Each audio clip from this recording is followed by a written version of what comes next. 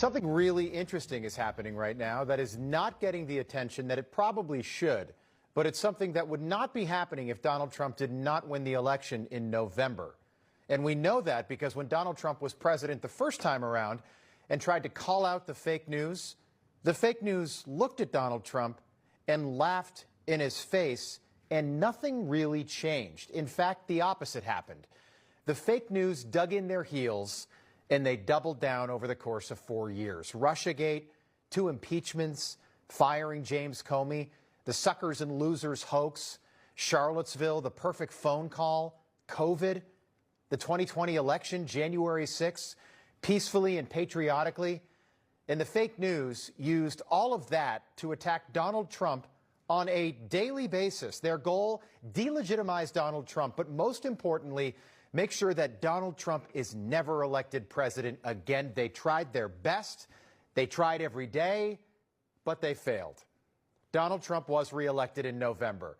But now all of these same people in many of these news organizations that were never news organizations who spent years lying about Donald Trump are just suddenly gone. To the point where, and this is so important that I want to do it for a second straight night, Jim Acosta, who spent 4 years attacking Donald Trump on CNN from the White House, is now literally interviewing dead people on his really neat podcast. That's how bad it's gotten. Joaquin, I would like to know what your solution would be for gun violence. Great question. I believe in a mix of stronger gun control laws, mental health support, and community engagement. We need to create safe spaces for conversations and connections, making sure everyone feels seen and heard. It's about building a culture of kindness and understanding. What do you think about that? I think that. So when I first saw that, I thought, okay, a little sterile. But then I realized that that's an AI-generated version of someone named Joaquin who died 7 years ago, tragically. But it means that Jim Acosta and what he was doing is, by its very definition, fake news. That is fake news. He is interviewing a computer-generated version of somebody who died in 2018, and this is happening everywhere. At the Washington Post, the guy who was in charge of fact-checking Donald Trump just left the paper. They say he resigned. We all know nobody actually resigns. He was canned. The same guy who told the New York Times that the fact-checking team had compiled a database of more than 30,000 separate Trump claims.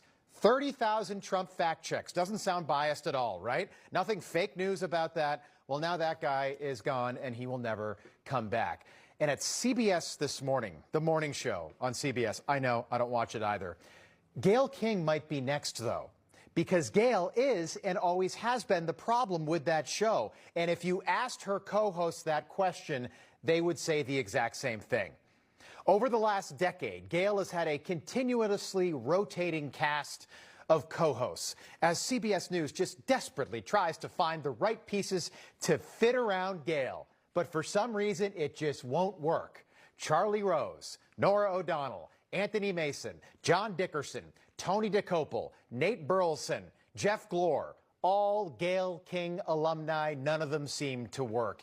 But CBS could never put 2 and 2 together. They never seemed to figure out that maybe Gayle was the problem, that maybe moms waking up all across America had a hard time connecting with Gayle King, the part-time astronaut morning news host. What do you think when people say, oh, it's frivolous? Number one, they call it a ride, which I find very irritating because they never say men went for a ride. What do you say to people who think that this was frivolous or just a ride? You know, I think the message that it sends is very, very powerful. And the people that say that, by the way, weren't there. You can tell her co-hosts absolutely love her by that right there. Yet, Gayle, you are the problem. They pay Gayle $15 million a year, by the way, and the show has never moved out of last place because Gayle is the problem. It's you, Gayle. Get rid of Gayle, and the show will be much better. It was the same thing with Stephen Colbert. Donald Trump haters do not make good television hosts. That and the fact that his show was losing $40 million a year. $40 million a year. Think about that. Think about that. And Democrats can't seem to understand why that show would ever be canceled in the first place, which might explain why we are now $37+ trillion in debt. At ABC News, it was the exact same thing. After this little performance, which had nothing to do with reporting or seeking the truth, no, Terry did this for all of his buddies back in the newsroom at ABC in Washington and in New York. Do you think the reputation of the United States has gone down under your presidency? No, I think it's gone way up, and I think we're a respected country again. We had a president that was grossly incompetent. You knew it, I knew it, and everybody knew it, but you guys didn't want to write it because you're fake news. All right. Thank you. And by the way, ABC is one of the worst. I have to be honest with you. Thank you. Donald Trump called him fake news to his face, and he thanked him twice. Not long after that, Terry tweeted that Donald Trump's deputy chief of staff is a, quote, man who is richly endowed with the capacity for hatred. He's a world-class hater. He eats his hate. Trump is also a world-class hater, but his hatred is only a means to an end, and that end is his own glorification. And after that, old Terry boy was fired from ABC News. And then right after that, just a couple of days ago, Terry said on his Substack what he could never say when he worked at ABC News. Quote, I worked at ABC for almost 28 years. Were we biased? Yes, almost inadvertently, I'd say. ABC News has the same problem so many leading cultural institutions in America have, a lack of viewpoint diversity. First of all, ABC News is not a cultural institution, Terry. But yeah, Terry, we know that ABC News is biased. Welcome to the party, Terry. My question, why can't any of these people admit that when they still work at these places? Remember when the CEO of NPR claimed that NPR was not biased? Is NPR biased? Congressman, I have never seen any instance of political bias determining editorial decisions. No.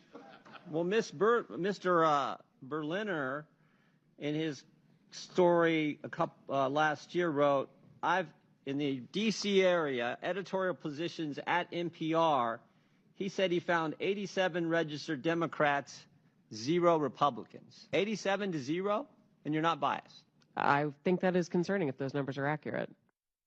Okay, so she is on her way out as well, and she will likely join a growing list of people that nobody seems to miss or even remember or even realize that they're gone. And that's why we're doing this tonight. In fact, so many people and media, fake media, organizations, the fake news media, when Joe Biden was president, they were alive and well.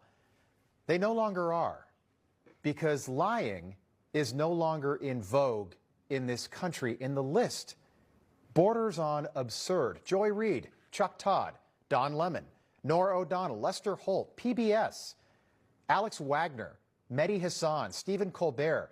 Media matters because Media Matters never really mattered, did it? And one of the all-time great sellouts in media history joined that list just today. Howard Stern, who at one point was the most popular media personality in America. Donald Trump, pre-politics, used to go on the show all the time. He's a New Yorker. He'd go in studio and talk to Howard Stern. But that changed when Howard Stern turned into this. The oddity in all of this is the people Trump despises most love him the most. Go look at Mar-a-Lago, see if there's any people that look like you. I'm talking to you in the audience. The Trump voter who, idolizes the guy. He despises you. I don't hate Donald. Donald's doing his thing. I hate you for voting for him, for not having an intelligence, not able to see what's going on with the coronavirus, not able to see what the Justice Department is doing. I hate you. I don't want you here. It is a fact, and this is embarrassing for Howard, but more people will watch this program tonight than listen to his program tomorrow. Again, he was the Johnny Carson of the media, radio and television and Sirius XM at one point not that long ago. So in just 9 months' time since the election, Donald Trump has finally broken the fake news, a project that started in 2015. He has exposed them for what they are and what they have always been to you, to millions of people just like you. And the media landscape, as a result, is changed forever. It will never be the same, meaning people like Gayle King will now have a lot more time to spend in outer space while we continue to try our best to report the news as it happens, honestly and without apology.